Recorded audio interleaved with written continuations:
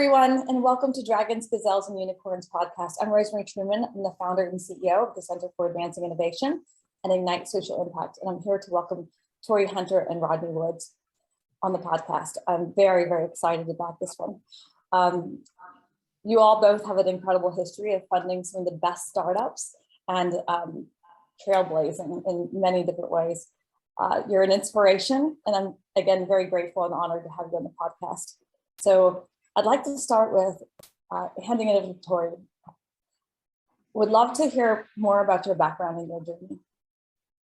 Well, thank you, Rosemary, for having me on this podcast. I know hopefully it helps a lot of people and give them some of the curriculum or the pedigree to go on to do some good things in life. And but for me, I played 23 years professionally, Major League Baseball. And I was real tired in 2015, not retired. I was real tired and gave it up in 2015 and really dove into my real estate, commercial property investing and got into it and just learned a lot. I had a friend named Donnie Churchman here in Frisco, Texas, who kind of helped me along the way to figure out how to evaluate properties and negotiate with subcontractors and different things like that. And I'm still learning, the process, but it's good to have good people around you that help catapult your businesses. And then I started in 2017, Tender Smokehouse, a barbecue restaurant. In 2019, 2 years later, we were ranked number 2 in the nation by Yelp. And that's when the 2-hour waits came and it forced us to open a second restaurant to take the pressure off that first restaurant. And now we have our third one and we're working on our fourth one as of today. So I'm wondering who's in my neighborhood. You want me to put one in your neighborhood? Hey, yes, oh yeah. It's definitely coming to a theater near you. Okay, very good. And by the way, I like that. just for the record, Cody loves I have not been, and I'm dying to go to your smokehouse, but Cody loves it. And I will have to have you come to one of my parties and do a little cooking class, maybe perhaps. Well, that's one thing about it. I told you I know how to build teams. Because if I was cooking it, we would have been out of business. Somebody would have had food poisoning. So I'm glad I got great team members and that have a pit master who does all that. But you know what? I know a lot about the brisket now. I know about the moist and the lean, how to cut it and different things like that. But I still stay away from that. I heard people do those things. Well, I have a lot of follow-up questions for you, but I'd love to hand it over to Rodney and get your background and journey as well. Yeah, so thank you, Rosemary, for having me on your podcast today as well. And thank you, Brandon and Torii. Thank you guys so much for being here. So a little bit about me. I came here, unlike Torii, I don't have that type of career. I only played basketball for a few minutes before I got hurt and the NBA season ended. So therefore, after that, I had to get a job and go to work. So I got in law enforcement. And from law enforcement, doing that for over 20 years, I got into the entrepreneur world. And by accident, just hanging out with a few of the fellows, to play, NFL and Major League Baseball, went to a trade show. And up on, all the guys wanted to sit together, basically to just kind of hang out together and get to know people in the room. But I was the odd man out that day. I had to sit at a table with Toyota. And so I sat at the table with Toyota and got a chance to introduce myself to everyone. And they said, well, what do you do? I didn't want to tell them I was in law enforcement and I'm putting people in jail and all this other stuff. So I said, well, I work with those guys over there who are still playing ball, this and this.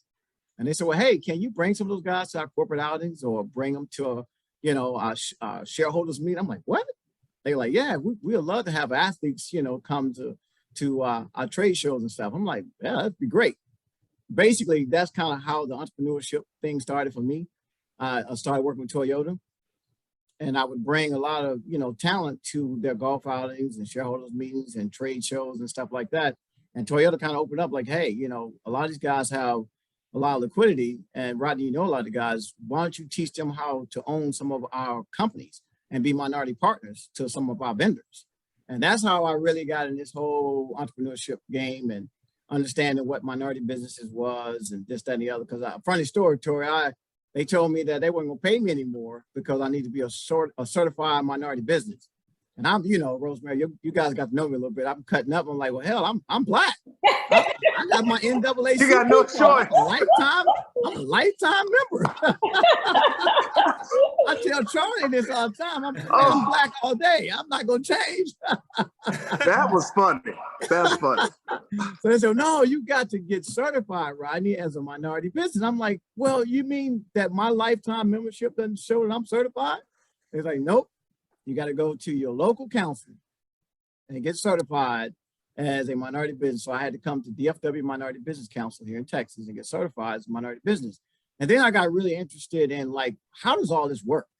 And Toyota kind of opened up the door and showed me how all these things are working. And it's an amazing situation to be in as a minority, vendor.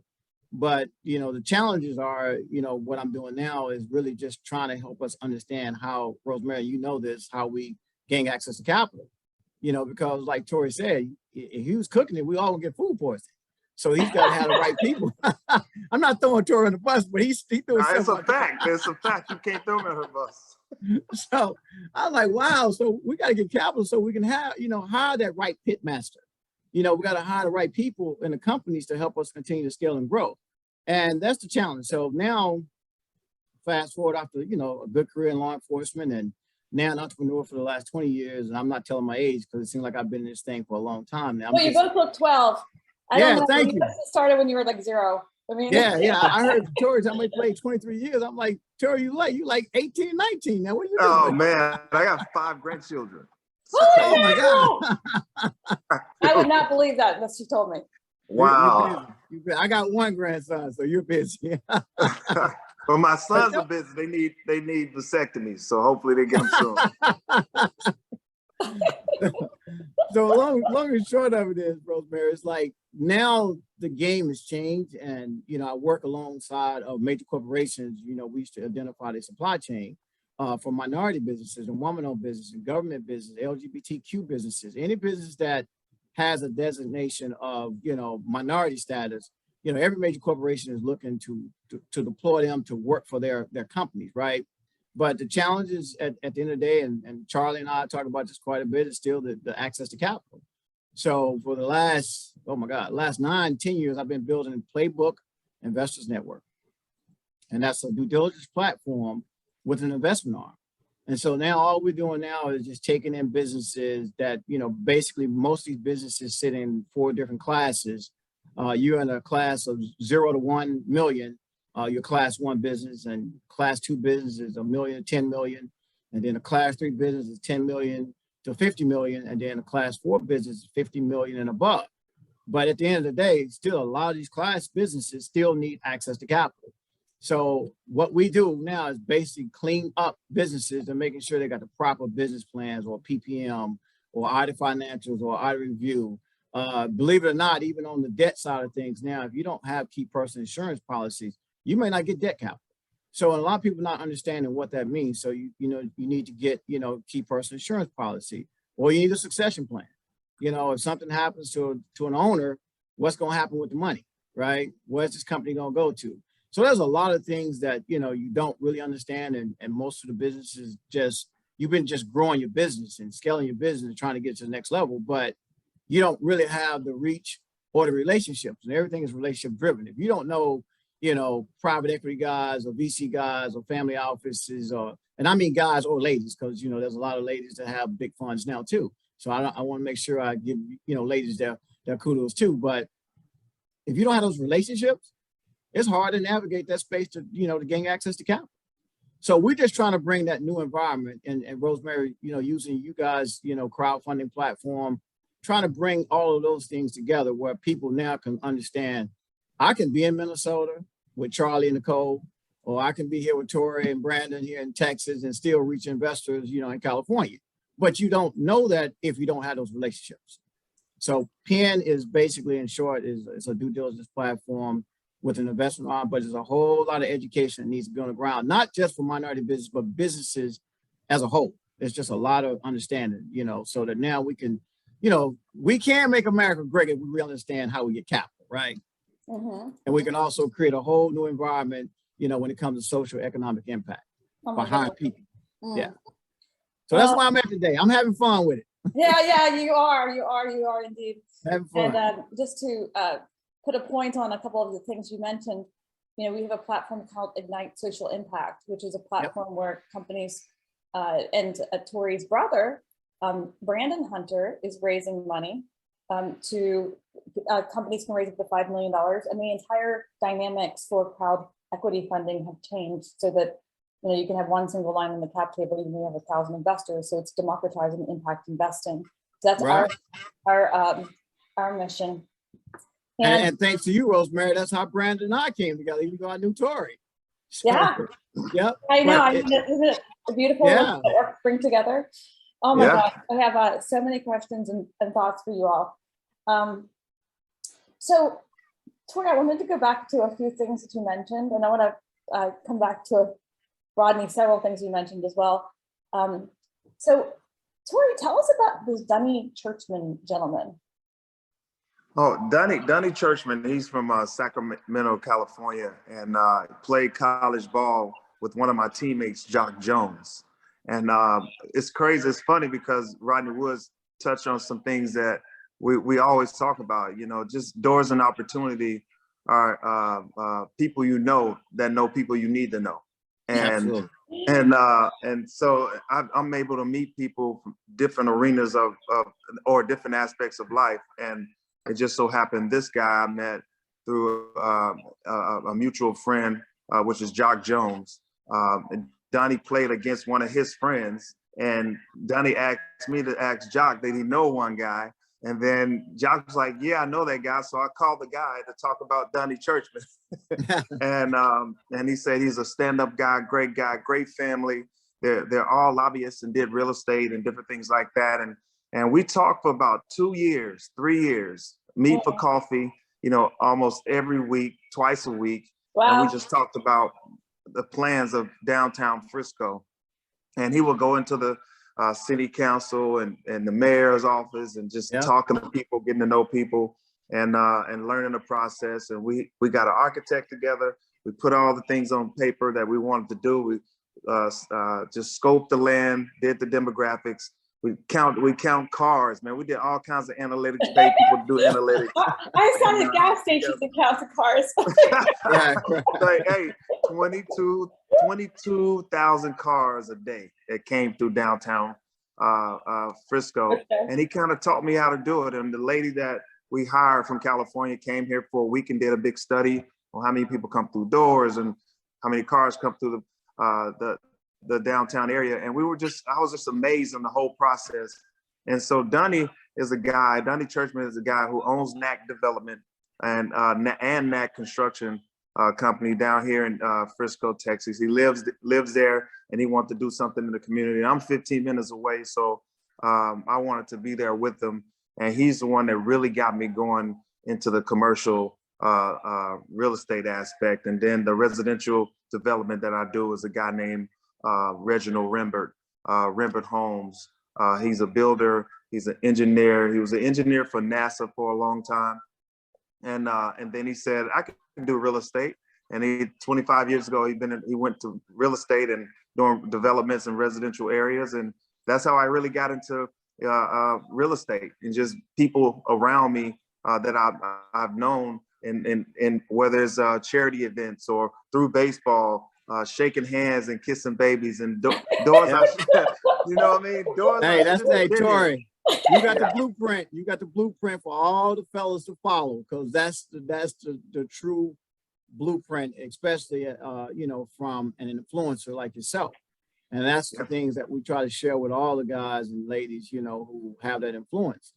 Sometimes influence capital is bigger than your actual capital, Yeah. And that's amazing because, like I said, I think this is one of the biggest components to getting investors and different things like that. It's just the relationship. I know a lot of introverts. My wife's an introvert, and I'm an extrovert. So we kind of balance each other off. I can go extreme and she can be down here, but I help lift her up and she helped calm me down, so we balance each other out pretty well. And now she's to the point where she's shaking hands and kissing babies and talking. And she has to go in the back room and just decompress, close the door, lock and say, leave me alone. Because she has to decompress. Me, I'm shaking hands, kissing babies, but keeping it small, keeping it to a minimum. And but just me traveling, playing baseball, the game of baseball. And you would think, oh man, he plays baseball. So all it is baseball, but off the field and even on the field, I was meeting, CEOs for Fortune 500 companies and shaking hands. We want to be them and they want to be us. So let me take you on the field so you can have batting practice, right? Shake hands. And then he'll take me into the office and teach me little things. I pick up on little things. I'm an athlete. We want to train always. Yeah. We want to train in everything. I read, I study books. I'm just training. And we're like this canine dog, we always want to train. It's amazing. And so this is good. Yeah, go ahead. Okay, well, so I did transformations. There's so many interesting combinations of things here. I did transformations for 50 of the top 100 companies in the world. So my specialty is growth strategy. But here's something I didn't do. I didn't find their babies. I had to find, that was the thing I missed. I didn't kiss the babies. You have to. You have to. Yeah, you do. Take a picture with my baby and you have to kiss the baby. Yeah. I had a party there recently and I gave out, it's Mardi Gras, right? So they have these little babies, the purple, the gold and the green. And so it's good luck. So everybody in my party got the babies. So yeah, I mean, those different babies, but now you can't really kiss babies because of COVID. So be careful. All right. Yes. And we have lots of relationships with NASA as well. So I think there's some connection point there. And Torii, you probably know Sherry Sobrato, the Sobrato family out of California. No, not at all. Great grandmother is the mother of Silicon Valley. They came over from Italy, and the father created a restaurant chain. And then when they made money, I'll introduce you, of course, to their family. But when they made money, they became the real estate people in San Francisco. So they own lots and lots of real estate in San Francisco. So I think it could be a good connection for you. Okay. Can I have a diversion for a second? This is a crazy story.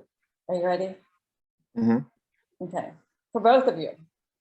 So I haven't been to I was like the captain of the basketball team. I'm like 97 pounds and 5'6". So I probably should never have been the captain of the basketball team when I was young, and I fouled out all the time because the Amazon women would bust me up. So right. I went to a basketball team. It's the first time in 20 years, I think, more than 20 years. And so I was watching the basketball team, and it was the Wizards. And the thing is, they were not collaborative. They were not trusting each other.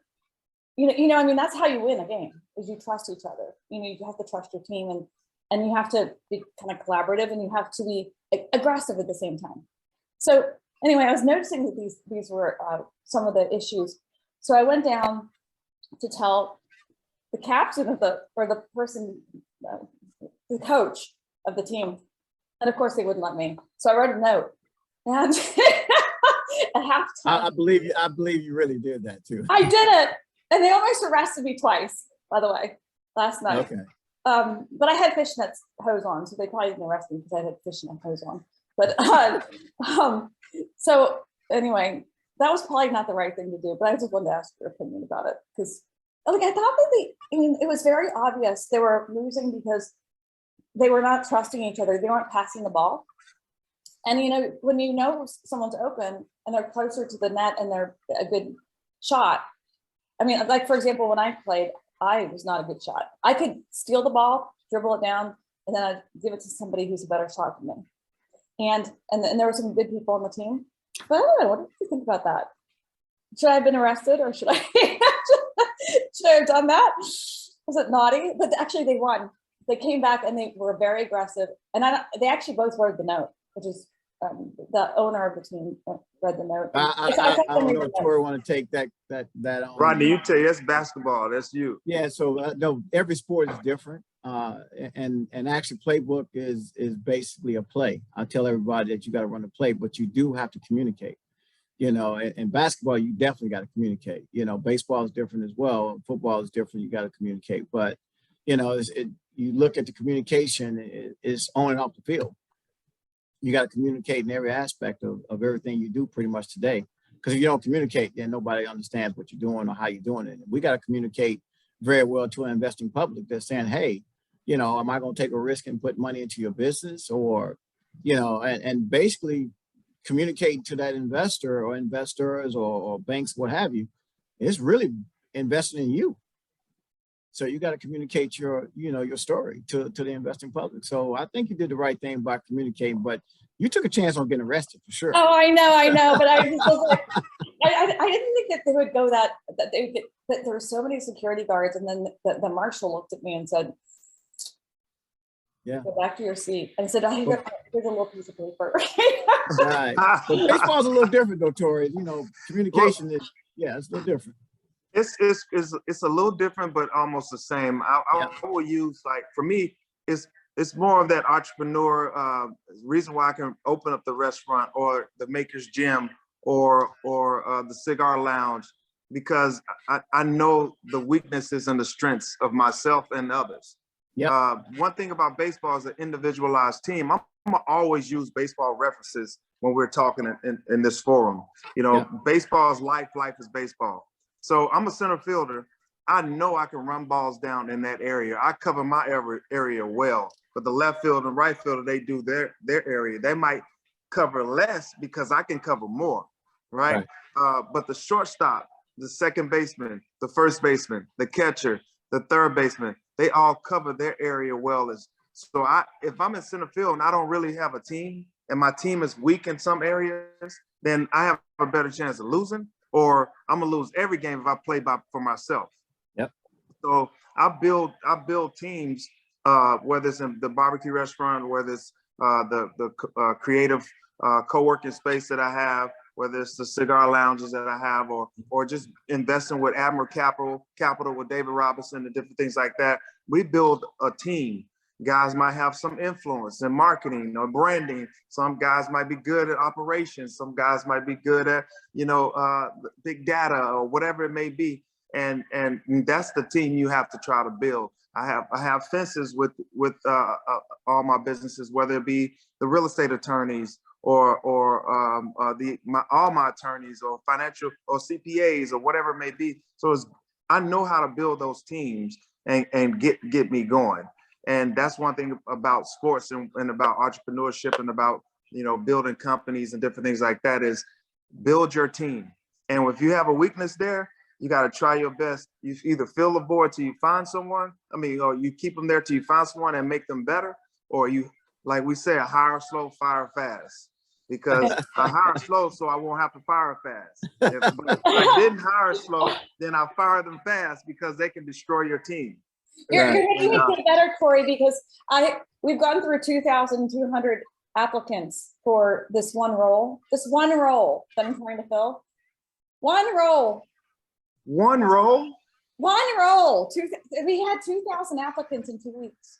Hey, it's amazing because, man, and Rodney can attest to this, and all you guys can attest to this. You play sports, but the captain of that sport or the leader, he would go in that clubhouse and we'll sit in our chairs, and right before the season starts, and he says, guys, this year we're gonna win the World Series. And everybody's like, yeah, they get on board because they can see themselves and they have a vision of winning a World Series, right? Right. And so throughout the season, you're finding yourself, and you always go to somebody, hey man, we got a chance to winning this thing. You got to stay focused. You might have another person slumping over here, so you got to stay focused. One thing I've noticed in leaving sports and going into the business world, I see people passing through though.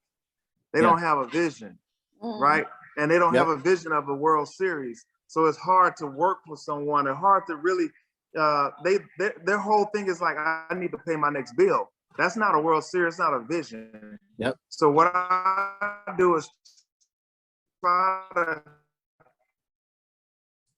sell vision to people. And I try to fill this board through the social media for all the stores. You'll be able to be the manager and a director in this area or whatever it may be. You have to sell the vision because that's what I want to do. And I'm giving them my vision. And when you give them that World Series, they all play from that day on. They try to learn and play. But anybody that doesn't fit in that vision of World Series, even in the game of baseball, they trade you or they release you. Yeah. Because you're not on board with the World Series. So you always got to sell a vision in the World Series. When you get someone turning over and over, that means they have no vision. They have no World Series, and it's not being sold to them. And that's why you got so much turnover in that position. Mm. Well, That's so true. So true. Well spoken, Torii. I tell you, Torii, you got the blueprint, man. Let's go ahead and take the blueprint into the MLB, NFL, high elite, everything. Let's do it all. Still working on it, man. Forever. Well, hey, I got a blueprint you can follow. Trust me, we can get there. Definitely. I think the three of us could do some really exciting things together. I believe. So I wanted to dig into the team aspect because you both have mentioned building the team. So how do you build the team? What do you do?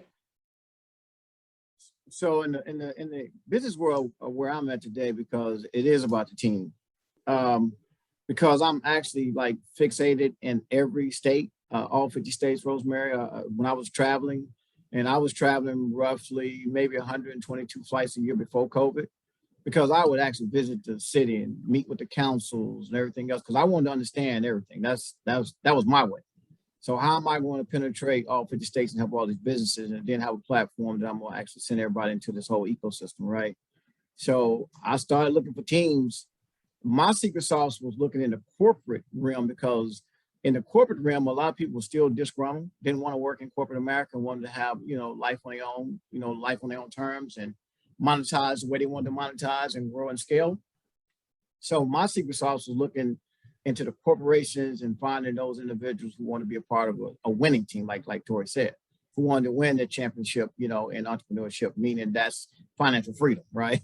Today. So I use that. And you got to communicate. It goes back to communication. I got to find out where you are. If you're not trying to win the World Series or the NBA championship or NFL, I'm not trying to talk to you. I'm just being honest with you. If you like, man, I just need to get enough money to just, pay my bills and buy a new car, I don't need you. I'm trying to win. But I'm also trying to win, and you got to pass this on to help everybody else win, because you got to have that winning attitude, for everybody. So I got to pass it on. And you got to have the same spirit, the same drive as I have. I get up every morning, 4:45, I'm getting it. You can't do that, you might not make the cut. So That's how it is for me. No, Rodney, that is true facts, man. And you talked about communication, and you got to be really good at making someone feel like they've known you for 30 years in 30 minutes. Yeah, absolutely. You have to be good at that. And along the way for 23 years, it also takes time.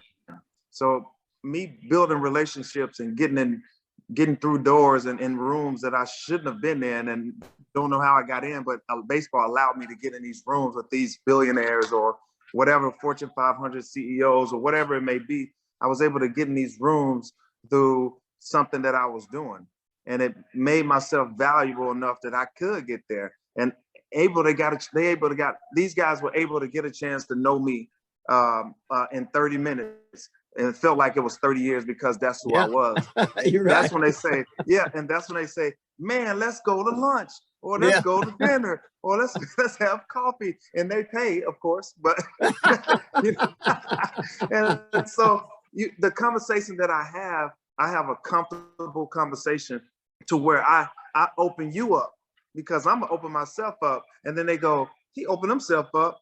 He has a platform. He didn't have to do that. Let me open myself up. and then they open themselves up and able to talk to me about different things. And that lets me know if I can invest in this person, or they have that type of mindset, or people kind of let their guard. It's like when you're dating a man or you're dating a girl, for a whole year, they have a mask on, right? Right.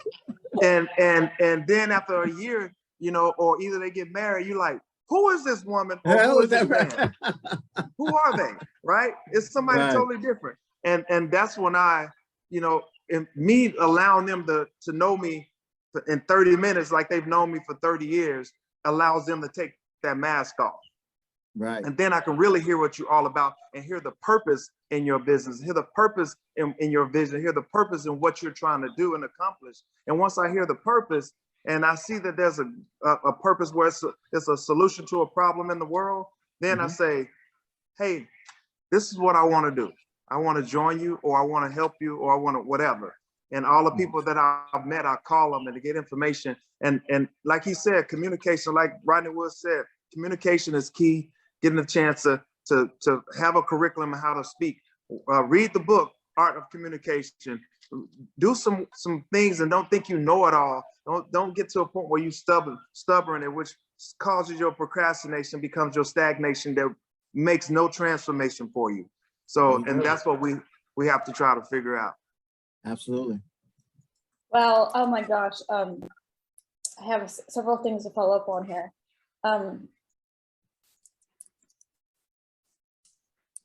So, first of all, on the traveling front, I think that probably both of you know that I traveled for 20 years straight in like 3 countries a week. So I'm you know, you have to go out and meet the people. And, you know, when you sell an engagement, you have to show up and make sure it's delivered properly. That's in strategy consulting.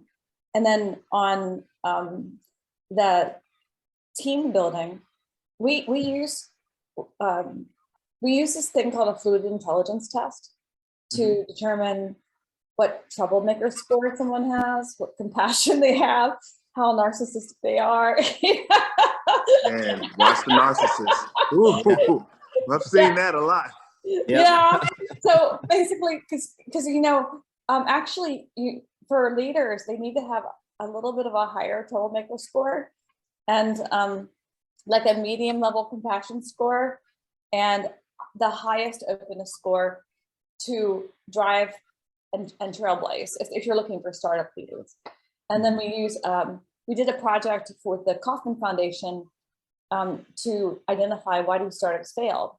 And we identified it's like 30 characteristics that we evaluate for how to define the team for different categories. I mean, it depends on, we do what's called a multidimensional segmentation analysis to identify like the different segments of the kinds of companies, and then identify the characteristics that go into that particular, that should be combined most appropriately on the fluid intelligence test and also the multidisciplinary test.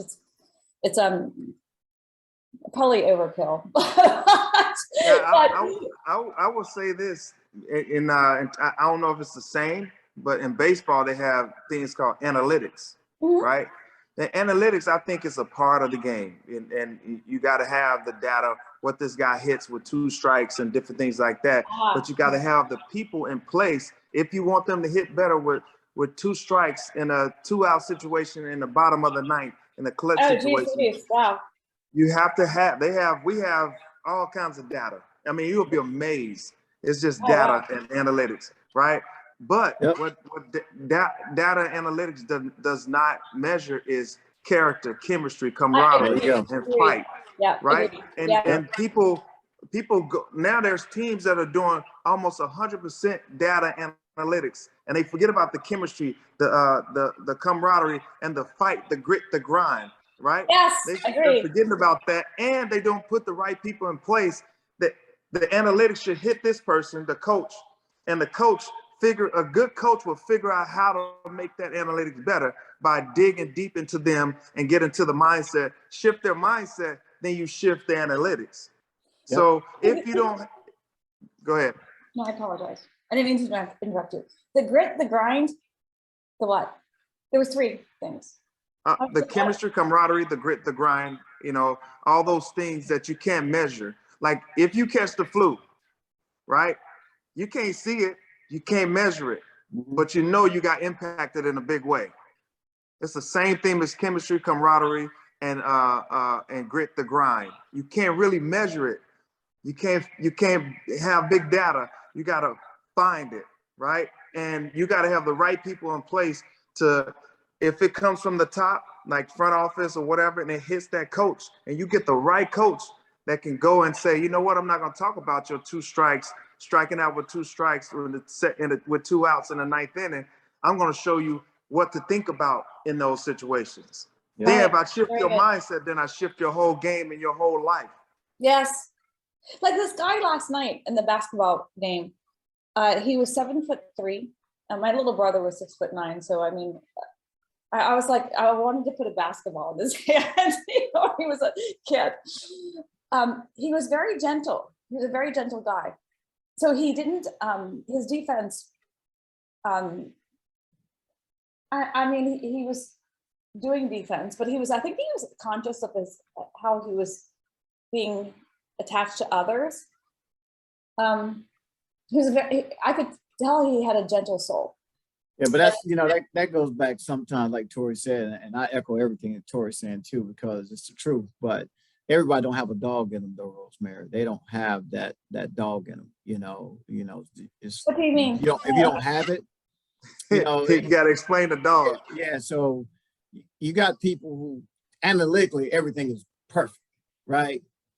But they don't have that dog and that type of grind in them or that type of grit in them. It ain't gonna work. I don't care what you do. It's just not gonna work. You know, it's the same thing. I mean, it's funny. So Trace McGrady, Torii is also my business partner, and Torii, he had to go around to see all these businesses and see how everything works, right?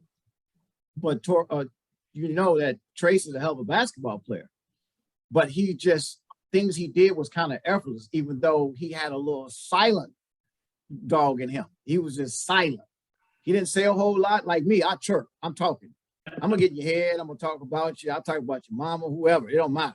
That's that dog in me. But you know, it's like I'm going to go get it, and I'm gonna tell you I'm gonna go get it. I'm gonna tell you what I'm gonna do to you too. Absolutely, I'm gonna tell you. So it's a difference between that dog and you don't have it. So what is the dog? I don't understand that part. The dog part. Well, what he's talking about, it's kind of like, I try to tell a lot of young kids when I'm talking to high school kids or college kids or whatever, and I say, you got to live your life in ready, aim, fire. You know, I heard a guy named Darren Hardy talks about ready, aim, fire, right? And you can ready yourself by preparing yourself, looking at the data, looking at the analytics, and then you have your aim, you tunnel, and you have a vision. But a lot of people never pull the trigger, right? They never pull the trigger. And that's the dog, that's the grit. I'm the one that's gonna pull the trigger every time. I might fail and I might miss, but I'm gonna keep pulling that trigger because I'm gonna go find another bullet to shoot. And you know, Torii, to that, no, to that point right there, and I'm going back to the capital part, like especially for investors, like you would pull the trigger because you see something in that person, or the business is a business that can scale. Risk capital right now, a lot of people are afraid of somebody with a dog too, because they might think they're a little bit, you know, too overboard or they're too reckless or whatever. So some people don't want to take the risk. But if you look at the company and see what it can do and what that owner can take that company next to, and they got that certain grit and grind into them, it can work.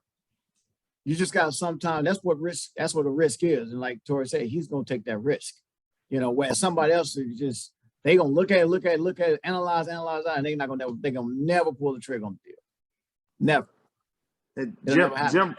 Jim Rohn said it best. He said everything's risky. He said getting married is risky. Having kids is risky. Hell yes. Driving a car is risky. You know, starting a business is risky. Another one. Right? You know, let me tell you how risky life is. Wake up in the morning and you're gonna die. Yeah, you're gonna die. That's how risky life is. You're gonna die. So of course you have calculated risks. You do your data and find out what the person or the company is all about and do all these things and to get the acquisition. But, you know, if you see that all those things are good, take the risk. Take the risk. Go do it.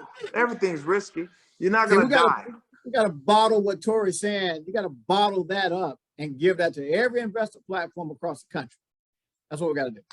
Oh, hell yes. Right. Oh, did I say I have sailor mouth?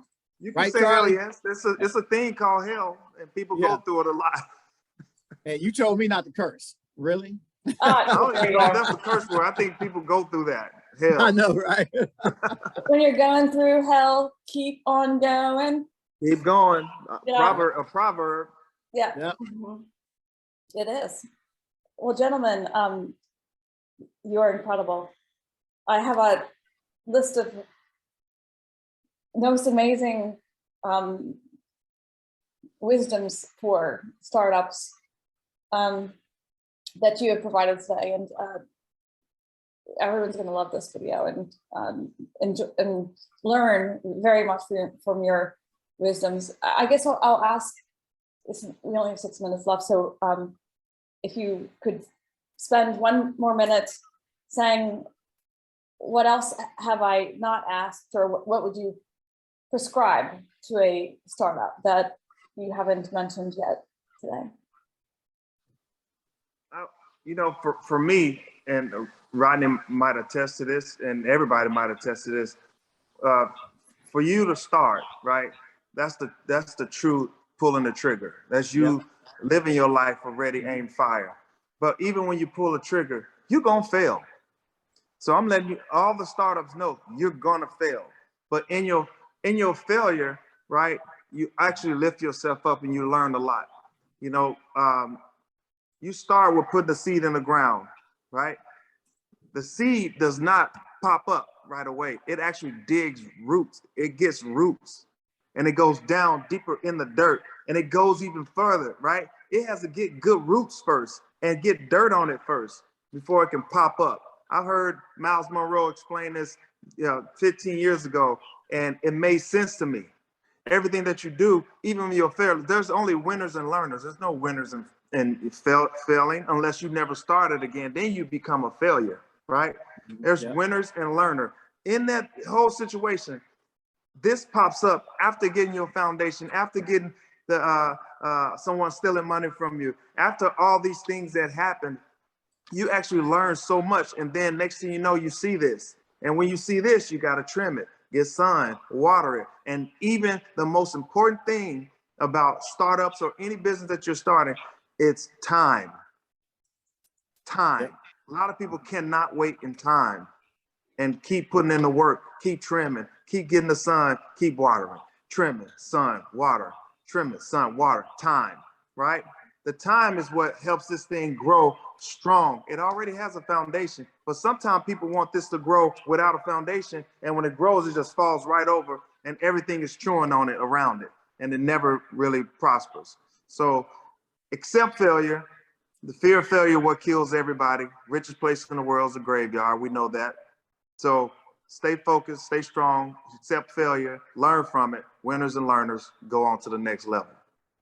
Yeah, and I too, Rosemary, I echo what Tori's saying as well. I guess because I'm an entrepreneur and I look at things a little differently now, that you don't have to fail. You can fail, absolutely, 100% you can fail. But you don't have to fail if you really prepare yourself and you do your homework and you do the things you need to do to get to the next level. Because a lot of times you just don't know, what you don't know. And if you don't do any homework and you don't, like Tori said, you don't prepare, you don't do those things, absolutely you're going to fail. But I'm always of the mindset, if I saw 20 other people fail in the same thing I'm doing, why do I have to do the same thing they did? What can I do better to get myself to the next level so I don't fail? I need to listen to what Tori's saying, or I need to listen to what Rosemary's saying, or I need to listen to what Brandon or Charlie, people who've been there, done it. I need to listen to what they've done in order for me not to fail.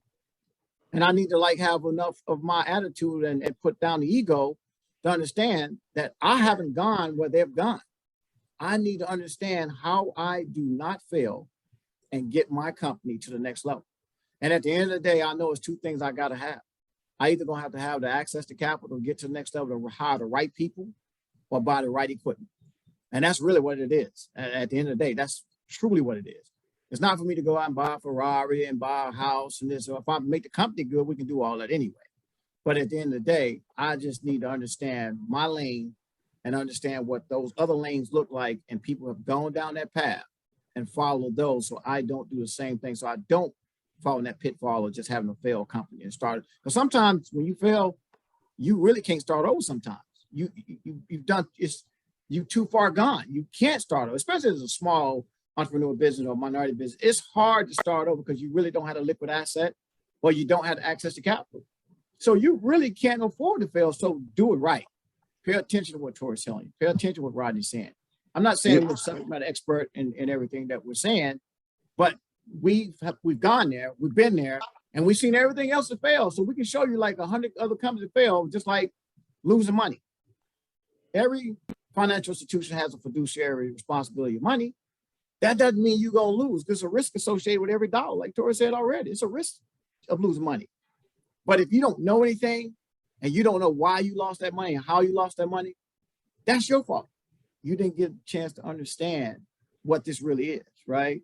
So I'm always saying I do agree with Tori, you know, but I also say you don't have to fail if you prepare yourself. I'm not saying you still won't fail, but you got to do a better job of preparing your company to get to the next level. That's for sure.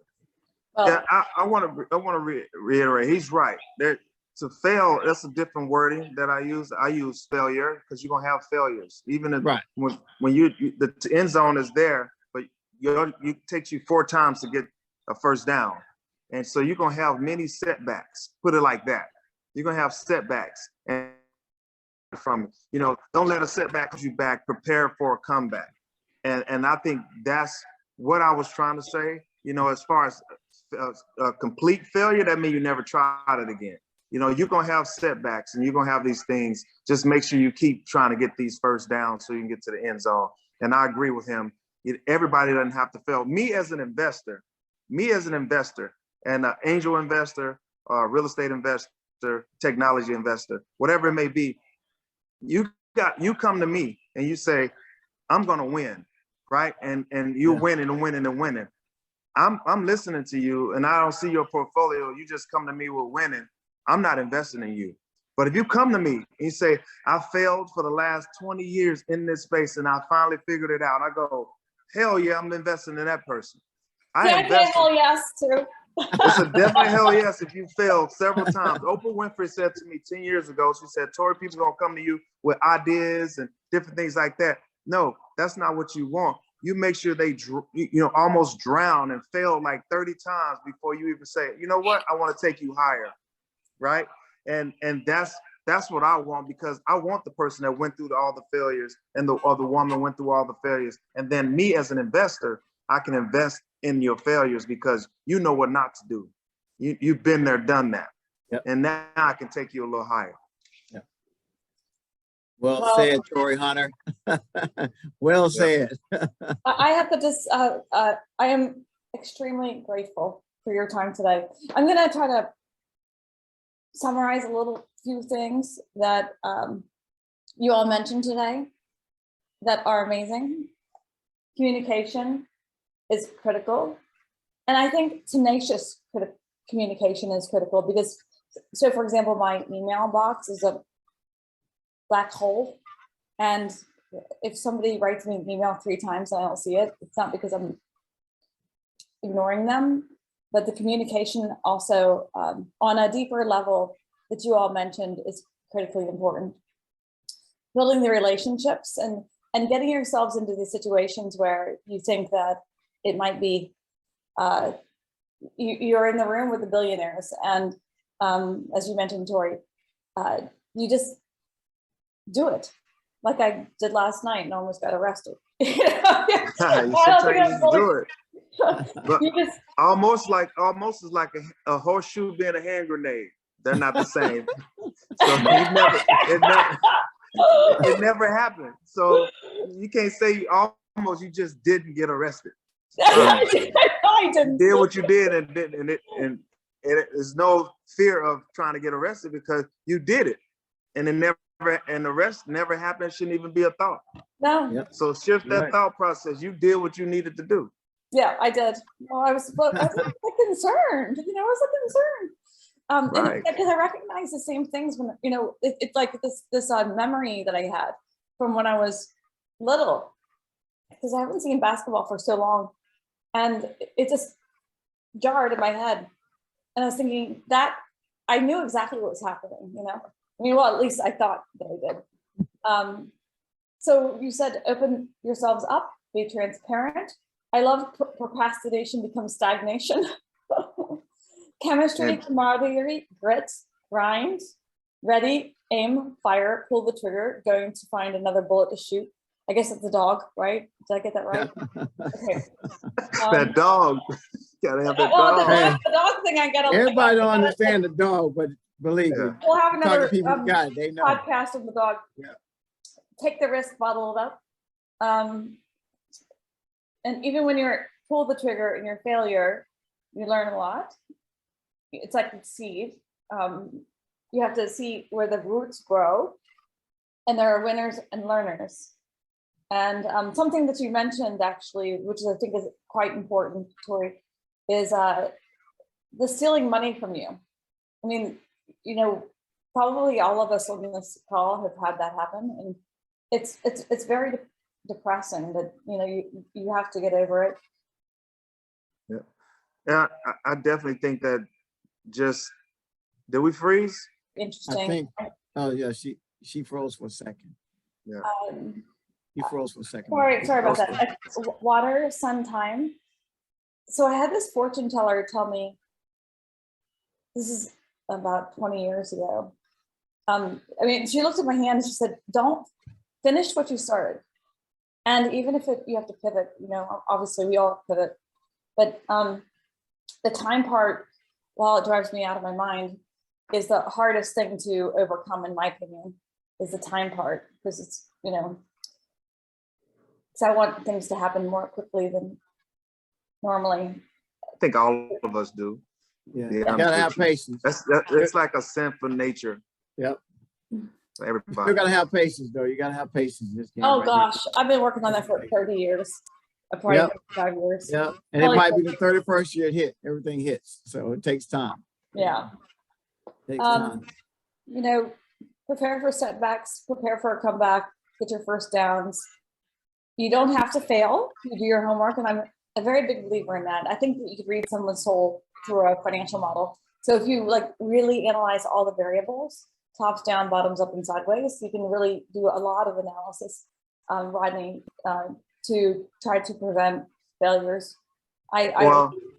You got to make sure that, you know how many people you've known? I know you guys have been around the space for a long time. I'm just getting in it about 10 to 14 years ago, somewhere around there. But how many people have analysis paralysis? Oh, they read so much and they go all this stuff, and then they have this, they're paralyzed because it's so much stuff, and then they got the positive and the negative, the pros and the cons, and they forget it. I'm not doing it. Right? Yeah. I'm the one who takes the risk. Yeah. Right. So, that's why I was saying that your procrastination will become your stagnation, which has no transformation. Yep, you're right. You know what I'm saying? So we can study, we can do everything possible and still have a setback. Yep. Yes, no matter what. That's why I say everything is risky. You can study and do all these things. You can go to school for it, have a PhD, you can do all these different things and everything, and you still will have a setback.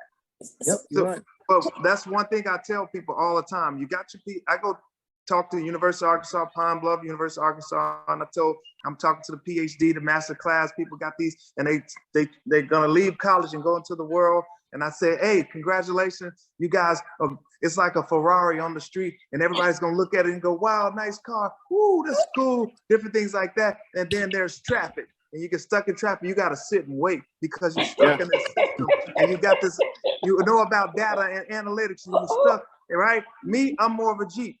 People, I'm riding down the street and people go, whatever, it's cool, whatever. They just look at the car, but then there's traffic. And then I go in the mud the all-terrain, the hill, the everything, right? The snow, and get to the place where I need to be, and then you end up working for me. Oh, so you know what? You're so correct. You're right. So you gotta be careful with like, analysis paralysis. No. Because I don't really get caught up in that. I analyze and I do my data and I get what I got and then I go, right? Yeah. I don't have no paralysis. Yeah. I go and then I learn along the way. I agree. Actually, it's that's a true mentor for all of the fellas. I'm telling you, that's a true mentorship that you got to pass on, because everybody's not like that. You know that, Torii. I know, man. It's just me. Baseball has done that to me. Yeah, okay. Baseball has done it to me. I studied so much watching Roger Clemens, and he tips his pitches, he flares his glove, and he throws a fastball, and he turns it tight to throw the split figure. I'm like, oh, I got him. Next thing you know, I got 3 strikeouts. I thought I had him. I studied this dude for 2 days. I even skipped the pitcher before him because I didn't really care about him. Right? I'm like, how did he get me? Because it's just sometimes the one that got 2 nostrils just like you is better than you. Yeah, true. Yeah. And that's how I see it. Yeah. So it's very funny. I have a funny side story. I mean, we were over a little bit, but you know, so I'm dating right now, and so there's the guy who comes in the Jeep, and there's the guy who comes in the Ferrari, and the guy who comes in the Jeep, actually, I like him better. Well, you like the guy in the Jeep better than you like the guy in the Ferrari, right? It's so interesting. I mean, since we were using those car analogies here. And then that's funny. She used a real analogy. Yeah, right. It's true. It was last night. It was a Jeep. So there you have it. The Jeep does have more character, more depth. It does. It does. It goes over bumps better too. That's what Brandon just sent me. So I guess oh my gosh, I could talk to you guys forever. So when next time you're in the DC area, you have to come over and we'll have a little party. But okay, I like parties. Okay, well I'm good at hosting them. I do. Yeah, I don't have kids. I love parties. Anything. Yeah, we like parties. I need parties. I do too. All right, you're invited over to my house for a party. So let's pick a date in whenever you guys are ready in the next month or so. DC. In the month of May, I might be free in the mid-May. Very good. Very good. I'm grinding myself right now, but I'll make some time. Yeah, make time. Come to DC. Yeah. You can say I'm there quite a bit. I'm at the White House quite a bit for meetings, so when I come back up for that, for sure. All right, very good. There's some very good events actually happening too. So we can connect offline, even though, I mean, we're connecting here. The last item I wrote down was look for the hell yes. Go through all the failures and know what not to do, what to do. But I'm that way too. Look for the hell yes. You say you're that way too? Well, the hell yes is like, hell yes, I got capital now that I can hire the right people and buy the equipment. Hell yes, I got that new contract. That's a hell yes. That's like winning the championship game. Yeah, and that's and Rodney said it earlier in the segment was talking about just him getting to know people and finding the right venture capitalists and different things like that. And he's shaking hands with these people and got to know them. Now, anything that comes up, all right, let me call my friends in these areas, and then send them an email, and they go, wow, this is interesting. And you get them on a phone call, and you kind of have someone pitch to them, right? And everybody says yay and nay.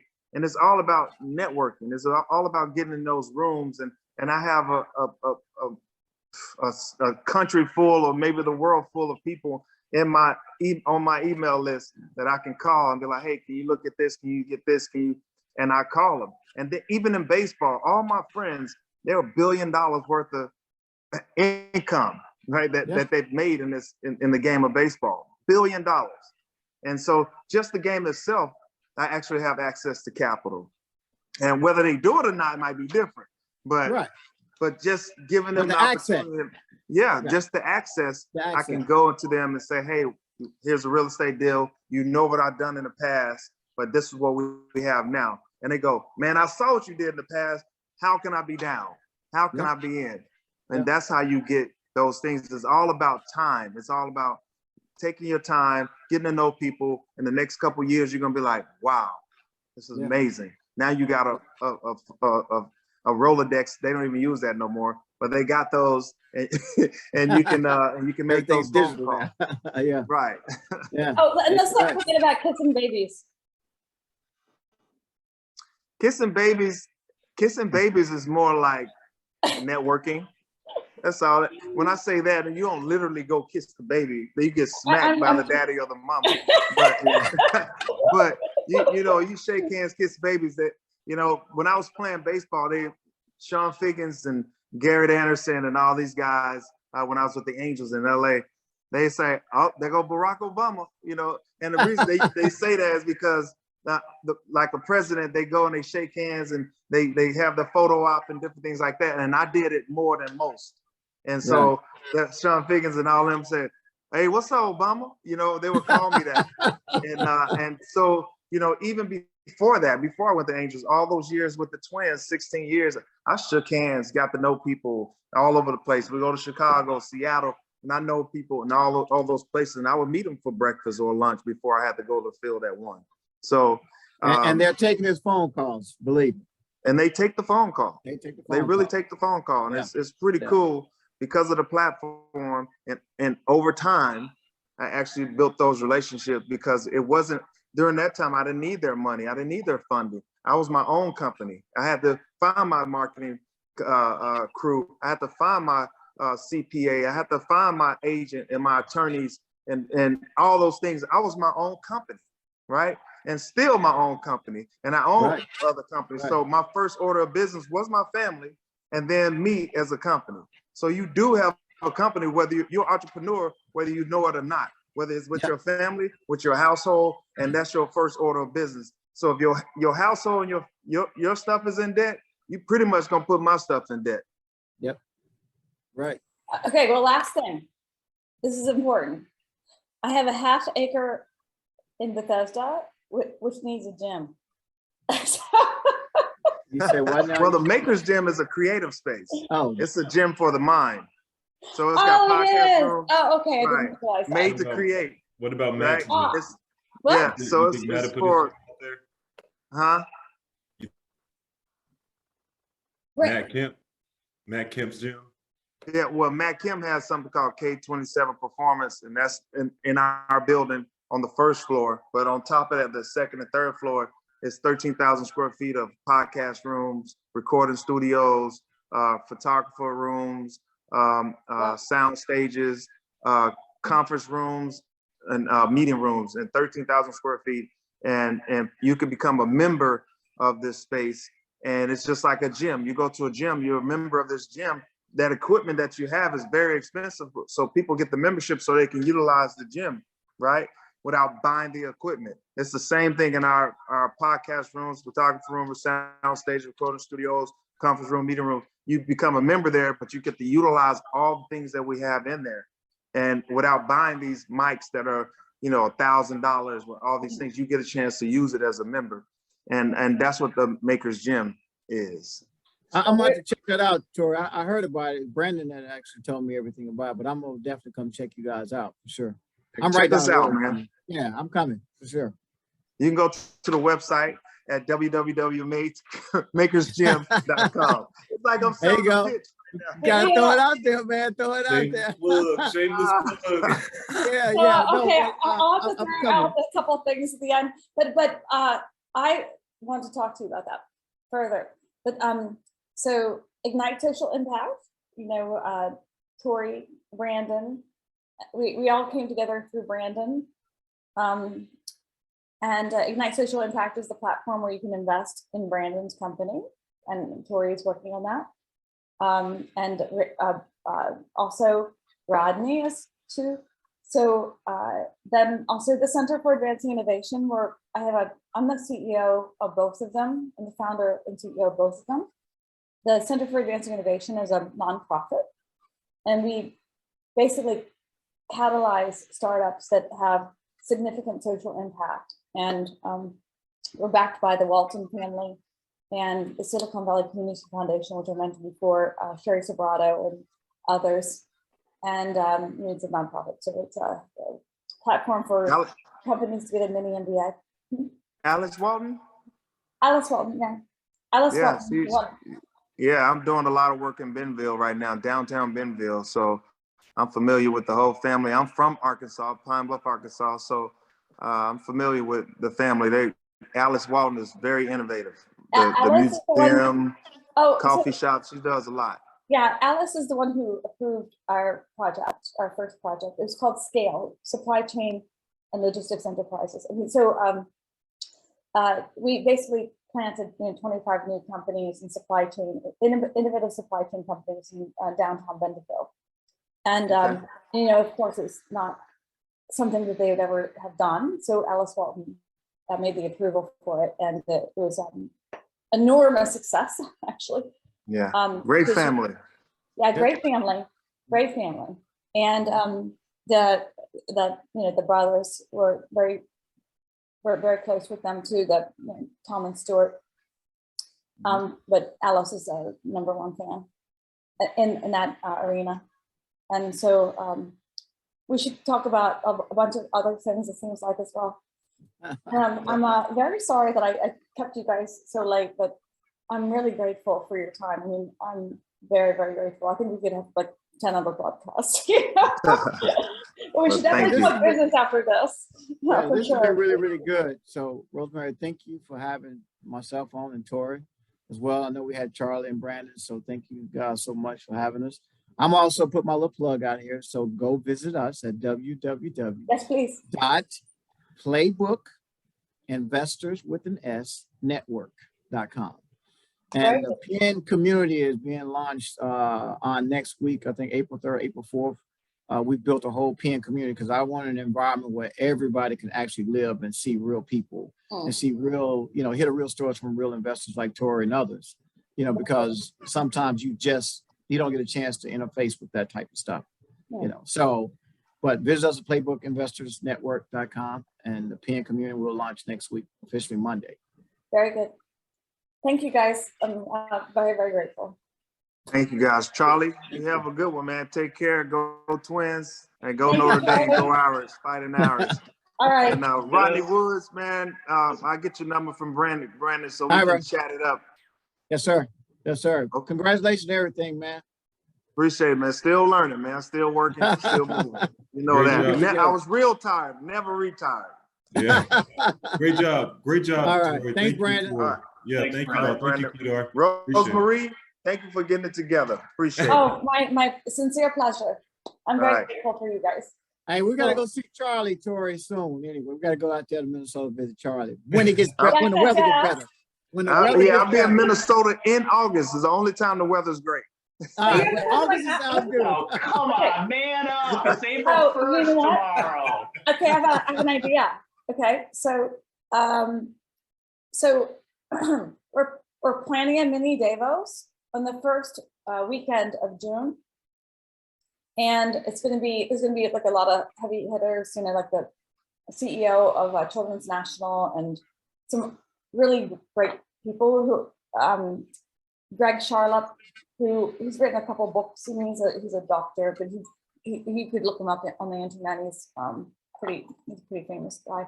So I'm working with him on putting that together, that mini Davos. So look at your calendars for the first weekend, like the Friday, Saturday, Sunday on June. What date was that, Rosemary? The first weekend of June. It is. Let's see if I can. Is in DC. Yeah, it's going to be. So we'll do a event someplace. I haven't figured that part out yet. It's probably going to be at Children's National. They have a really beautiful new. I mean, when I say beautiful, it's gorgeous. They rebuilt the Walter Reed facility, And then after party is gonna be at my house, and I can host you at my house if you want, because I don't have any children, so I just by myself. It's 11,000 square feet, so it's Okay. I mean, you could, hang out. That's nice. No kids, they all gone? So I don't have any, I never had children. Okay, And cool, I cool. have- That's I all don't right. have any- Hey, children, trust me, children are not for everybody. Trust me. If Yeah. I'd have known my grandchildren would be like that, would have skipped my kids. I don't have any husband either, so it's just me in this house. Good. Hey, we got 11,000 square feet to go play in. Yeah, hell yes. There's another hell yes. I'll All be right. in DC. I know where I'm staying. I got an Airbnb right at your house, bro. Yes, in my house. Yes. Well, yeah, Yes, we're on the way. you do. We're on the way for sure. All Very right. good. All right, guys. I have Hey, another thank y'all meeting so at much. one. All right, right, man. Thank you. All right, thank you. Here, guys. Thank you, Kedar. Hi, Thank you. Brandon. Hi, Thank Charlie. you. Thank you, Rodney and Charlie. Thank you, Yes, Rosemary. sir. Thank you.